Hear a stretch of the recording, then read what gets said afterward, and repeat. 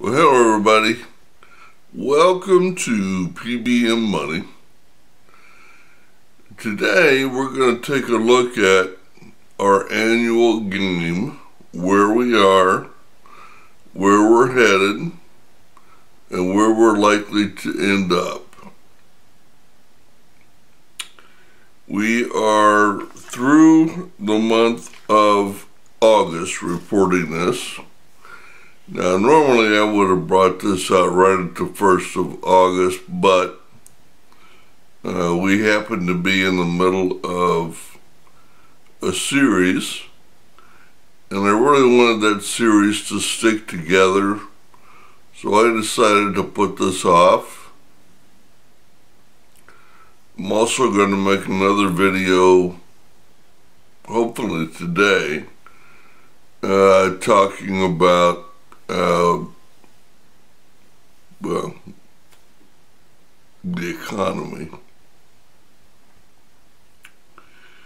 But I think before I get started, what I want to do is I want to show you, I think I told you and even showed you at the beginning of the year, I had designed a sheet to keep track of finances. And we got 4 months to go, and there's what it looks like, almost all filled in. Alright? So I've been keeping track of all the relative numbers this year, and I'm here to report where we stand. Now, first I'm going to tell you some of the highlights, and then I'm going to go back and hit a little bit more. As of the end of July, we have $27,829.13.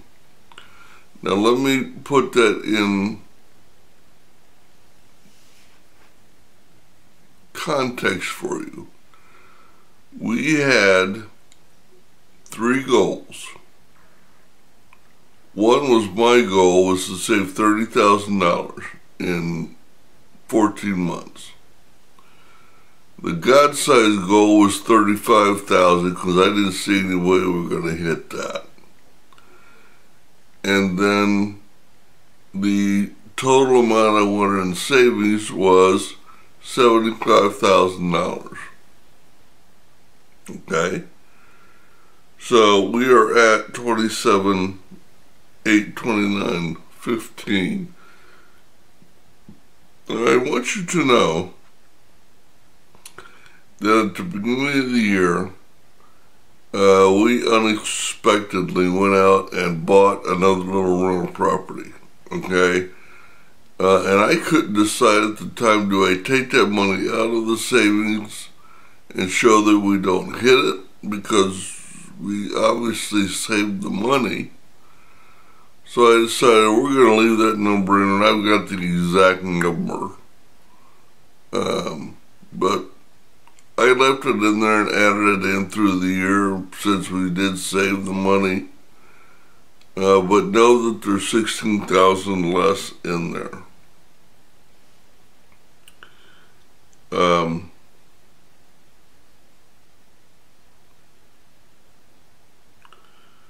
Now, I must say, to be doing a financial goal this year was a struggle. Fortunately, I did the things that I recommended to you last year, so that when the stock market went down, I think I've lost around $3,000 in the market, not much, but it's $3,000, and we bought a house. Also, I had forgotten that my state set up an automatic Roth account for me because of a little part-time job I've got. I tried to stop the darn thing, and I I am technologically stupid. So for every year they've been keeping out $500-600, whatever. But right after we started, I got my statement for the year, and I decided, well, that's a Roth account, that's savings, so I put that into the thing.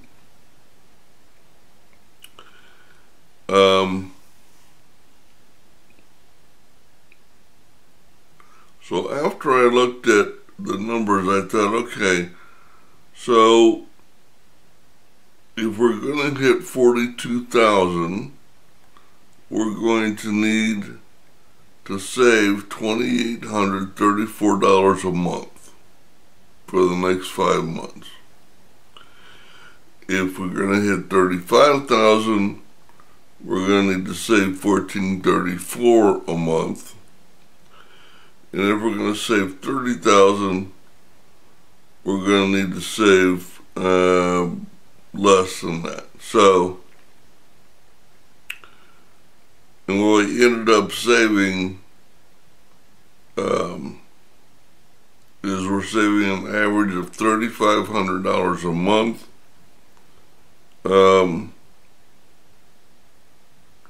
So needless to say, we're doing all right. Now, at the end of July, we hit a magic number. And that number is $30,496.30. We hit 30 grand. And we got 5 months to go. And if we just save 2 grand a month, we're gonna hit 35. I mean, dang. Now the house that we bought required a total of $16,488.63 in cash. The rest of it we financed. And that's been the best little house we've bought so far. It's in a nice area. It's a nice, well, it's an okay shape. I had to go in and spend money right out of the chute on it, but we're doing okay with it. And we added the Roth for $2,002.29 in the month of February. All right. Now remember, we started in November of last year, and we're going to end December of this year, so that's 14 months. Now, just to give you an idea where we are likely to end up, and I'm going to read these numbers off to you, just randomly, of how much we're saving each and every month, okay? In no particular order. $1,163, $3,465, $4,383, $3,493, and this last month we saved $2,667. If we just save $2,667, which is the second lowest, third lowest, if that's all we do, let's see, 25 and 25 is 5, 6, 7, 8,000 on top of 30, be at 38,000. Now, I have not been doing these every month because I felt like it was a little much. I haven't been doing them every quarter because this was a 14-month game. But I did want to do one periodically to let you know where we are.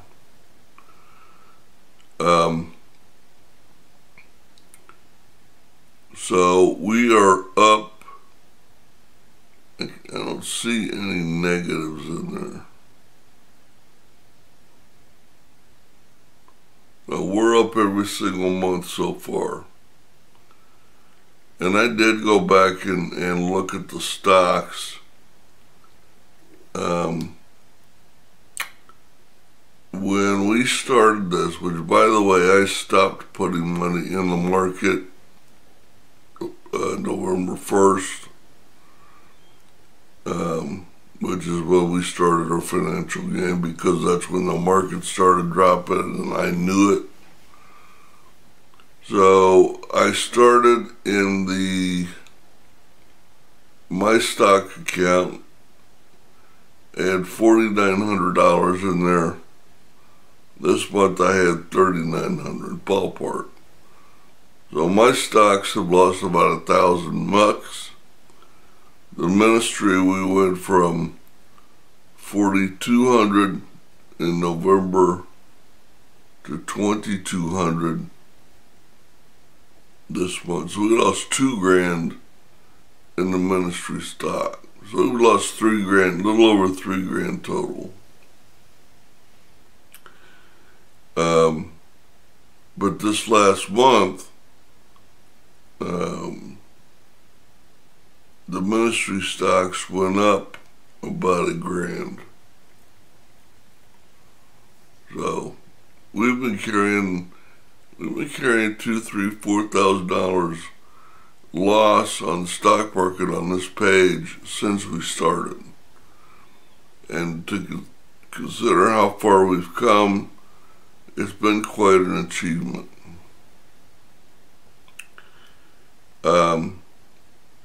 So you ask, well, if money is so important, why didn't you buy the house? Well, it's not that money is important. What's important here is the end goal. And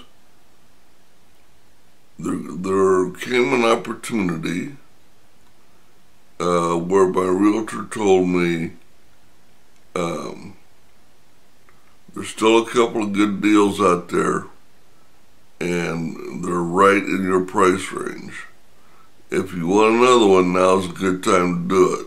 So I said, okay, I've got the cash on hand, let's go do that. Because one of the things I have told myself all along is I know me, and I can be very, very rigid when it comes to saving money.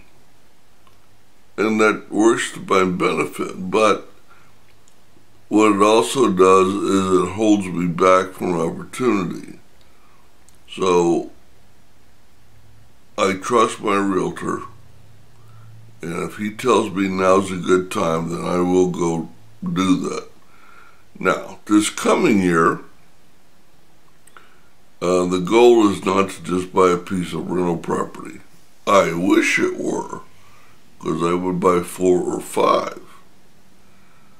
This year, this coming year, the goal is going to be a piece of rental property for cash. And there's a couple of reasons for that. Number one, that'll be about double the cash flow from the average piece that I buy. But the main reason that I have to buy cash is because the banks around here are holding investors to the standpoint of, even if they're rental properties, you still have to meet the income to debt ratio. And 3 properties is my income to debt ratio. So the next one I gotta go buy would be with income and no debt. And I was looking at my report. I really did not realize this, but I pay my credit cards off every month by statement. But I've got them spread out so much over the month, and my percentage is down to 4 or 5%. But I noticed that when I purchased my last little property, I had about 10 grand sitting out there. And I was like, okay, so maybe the next house I buy, I'll take 2 months and clean all that up so there's zero there, and I'll just operate on cash. And then in 3 years I'll have a car paid off, and I will have no debt at all. Well, we'll see. But I want to get that income to debt ratio down. Now, I had my banker tell me that if I get what's called an LLC, that gets rid of the income to debt issue. I've been checking around. That doesn't seem to be true in this part of the country. In the rest of the part of the country, it appears that each property stands on its own based on income and expense. Not here, of course. So anyway, in the month of July, which is 9 months in, is that right? Yes. We hit the $30,000 cash mark that we saved. So we're at $30,000. Odds are we're going to be somewhere between $35,000 and $42,000 in 7 months. We purchased a new little rental property. We added a $2,000 Roth account. So overall, it's been a great year, another great year, and it looks like with $35,000 being the God-sized miracle, God's going to beat that. Good for us. So there you have it. We're at $35,000 for the year, and we're around $70,000 for total in the bank. Well, you guys have a great day, a great week, and happy savings and investing.